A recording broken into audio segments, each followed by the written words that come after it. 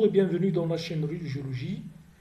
Dans cette vidéo, nous allons voir un petit peu les étapes de la fossilisation, c'est-à-dire comment se forment les fossiles dans les roches sédimentaires. Alors, après la mort d'un animal ou bien d'un végétal, c'est-à-dire l'organisme peut être du règne animal ou bien du règne végétal, donc après la mort de l'organisme, il peut suivre deux voies. Soit la voie de la décomposition, si vous voulez, totale de l'organisme, et par conséquent, donc, on va voir sa disparition.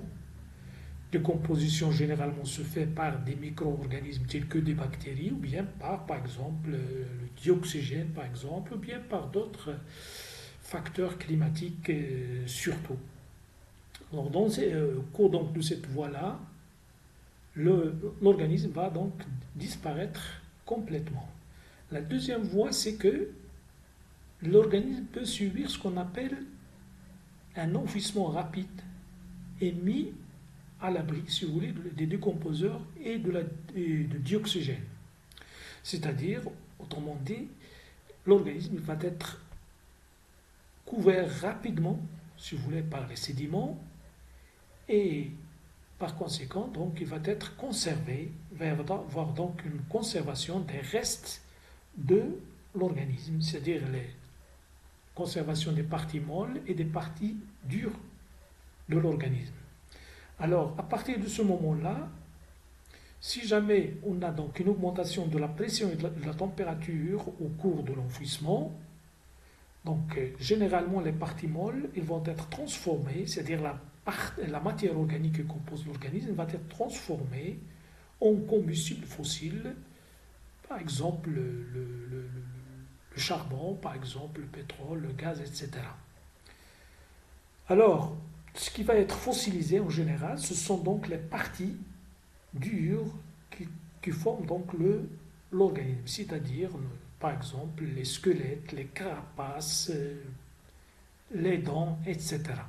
Ce sont donc les parties, généralement les parties dures qui vont être fossilisées. Alors cette fossilisation-là se fait de la même façon au cours du temps par des phénomènes de dissolution et de remplacement des minéraux. C'est-à-dire, par exemple, l'aragonite, par exemple, des coquilles, va être remplacée par la calcite. Et par exemple aussi, l'apatite, par exemple, des eaux, elle va être dissoute et remplacée par la calcite également. Et à la fin, donc, on obtient des squelettes, des parties, soit des squelettes complets, ou bien uniquement des parties des squelettes qui vont former donc le fossile, si vous voulez.